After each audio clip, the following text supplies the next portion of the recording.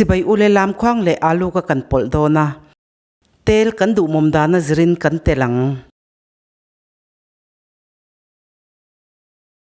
purun sen ka thlaka ka chuang hmin deuang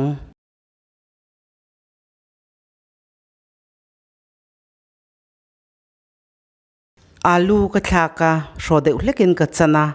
lamkhuang ka thlak le ngala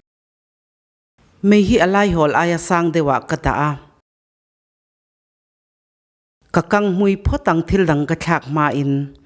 uluk deuhin kan vilanga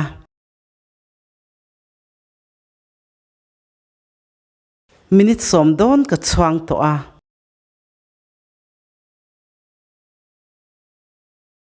mei ka her hniama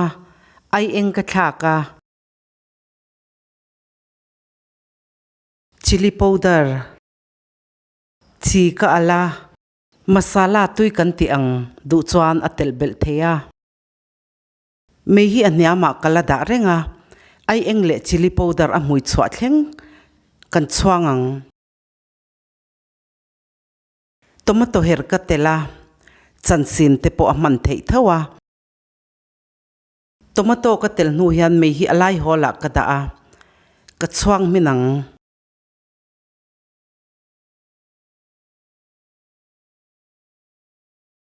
tomato a min hnuah garam masala ka tela garam masala hi angai na lo ta na tel lo thei thawa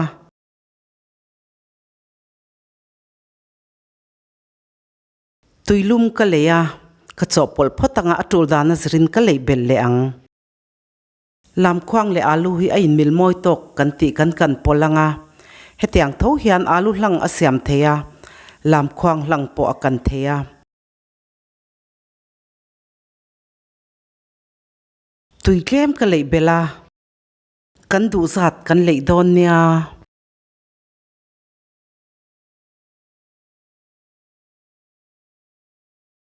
marchapui ka tela ka china mei ka her sanga a kan nan thir bel pa ngai pawh a hman theya a hmin har dewa voi khata phit hnuah mei ka ofa ka ngak dayang cooker hi chuan a hmin hma a lamkhuang no lutuk hi chu atui duh lowa chutiang bokin a chang lutuk pawh atui chuang lowa atui pawh hi ka duh tawk viawa a ai tam pawh a lei thei thawa siam ol sam lutuk lo siam ve chin ro u ka channel min thlir sakawangin kalome